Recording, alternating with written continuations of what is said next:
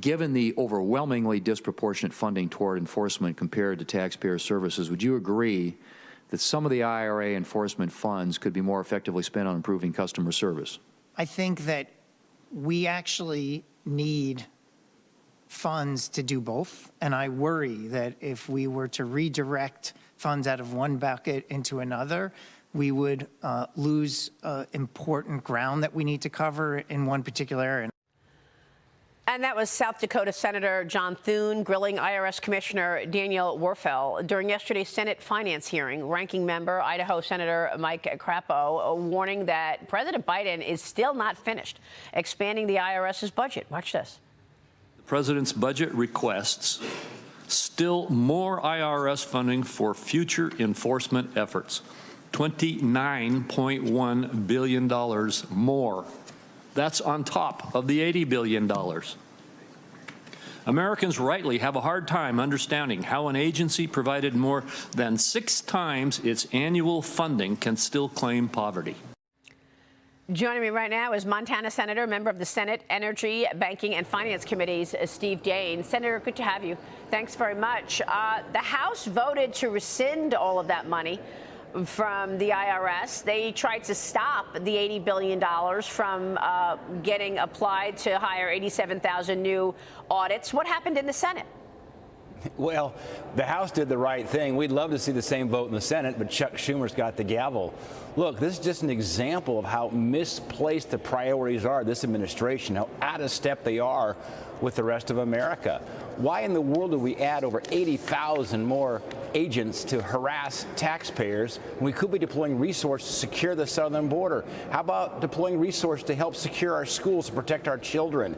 This is, again, yet one more example of how far left this administration has moved and how out of step they are with the rest of America. So I want to get your take on what we saw yesterday, because Kevin McCarthy came out with a reasonable package. The House Speaker announced the GOP's plan for the debt ceiling. But I spoke with Texas Congressman, member of the House Appropriations Committee, earlier this morning, and I got his reaction. Watch this. As a fiscal conservative, I'm not excited about voting for a debt ceiling, but let's remember how we got here. The Dems up till Christmas were pushing massive spending bills, and then 2 weeks later it's like, oh, there's a debt ceiling that you guys need to take care of. And so this is as fiscally conservative as a plan as we can get. And I can tell you for sure that the Committee for a Responsible Budget says it doesn't even go far enough. It's not sufficient enough to bring our debt to manageable levels, but it is a realistic and extremely welcome first step, writes Maya McGinnis. Now, the White House is releasing a statement this morning, and here's what Joe Biden says about your and your colleagues' plans. Speaker McCarthy sided with the extreme MAGA wing of his conference and released a blueprint to devastate hardworking American families. Senator, your reaction? Well, those comments from President Biden, frankly, are ridiculous, and they're not true. Speaker McCarthy is doing the right thing to come to the table, asking the president to sit down with him and forge a bipartisan agreement that addresses the main issue here in Washington, and that's spending. What they put forward here are common sense ideas, clawing back some unspent COVID dollars. I mean, these are common sense. These are not extreme ideas. The extremist here is Joe Biden, who refuses to address reality and the massive $31 trillion of debt we have, where the interest on that debt over the next few years will exceed the defense budget. We've got to come together here and start curbing spending. That's the problem. What Speaker McCarthy's put forward is common sense and reasonable. Yeah, I mean, he comes out with a serious plan, and it is met with an unserious response, blaming MAGA extremism. That's all Joe Biden had to say about it. But I want to tell you this, because this morning Wall Street is talking about it, and TD Cowen and Company analyst Chris Kruger writes this: we remain highly skeptical that the House can pass a debt ceiling bill next week or any debt hike with 218 House Republicans. June 5th to the 15th, critical period for the X date. If Treasury can stay afloat past June 15th quarterly tax payment, it's likely the runway to late July. But what about that? You've got to get the votes in the House. Do you have a confidence that you'll be able to get all of your colleagues on the Republican side to support what Kevin McCarthy unleashed yesterday? Well, I have great confidence in Speaker McCarthy's leadership.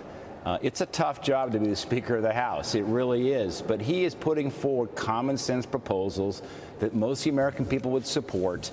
We've got to move forward. This is a ticking time bomb, this potential default on debt. We've got to come together, put together a proposal, get both sides of the aisle to agree to it. You know, we've had 8 bipartisan agreements since the mid-'80s when we've come to debt ceiling decisions. We need to do this again. It's actually the Biden administration that is not being the adult in the room. Yeah. They've got to come to the table and put proposals down. It's childish rhetoric we're hearing from the Biden administration, and I'm grateful that Speaker McCarthy is the adult in the room putting together real, reasonable proposals here to deal with could be a crisis if Congress doesn't act. Here's Bob Nardelli. Yeah, Senator, I guess just to follow up on your comment, I mean, what are you predicting the outcome might be if we actually get into a deadlock here? Do we default? Do we shut the government down? What's your outlook on it? What's your prospect of that happening? Yeah, well, first of all, we can't. We cannot allow the craziness of Washington to somehow further destabilize the financial markets, not only in the United States, but around the world. And so, look, the bottom line is Speaker McCarthy has started talking about this. He's been asking the president, come to the table, sit down, and let's negotiate.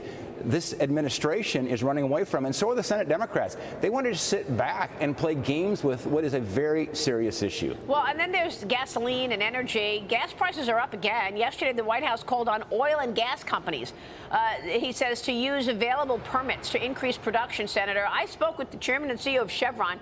He didn't know what permitting he was talking about. You've got the Energy Secretary, Jennifer Granholm, testifying before the Senate Energy Committee today. Your expectations for that hearing? Well, look, the Democrats are living in a green hallucination. They are, on one hand, shutting down pipelines, shutting down permits, shutting down baseload power in this country. On the other hand, they're driving mandates that says 70% of American vehicles have to be electric. They want to put rules in place that would make 50% of our gas stoves illegal. This is craziness.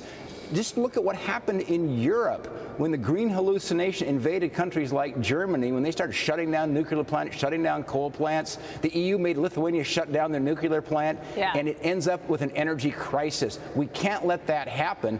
This administration is driving this hallucination that's not in touch with reality, because this is the bottom line. In the next 25 years, global energy demand goes up 50%. Right. We've got to think about renewables as expanding our portfolio, not as a replacement strategy. This is why these issues are so important. These fights we're having on Capitol Hill are very important for the future of this nation, not only energy security, but national security. It impacts all of us. Senator, thank you. Steve Daines joining us this morning in D.C.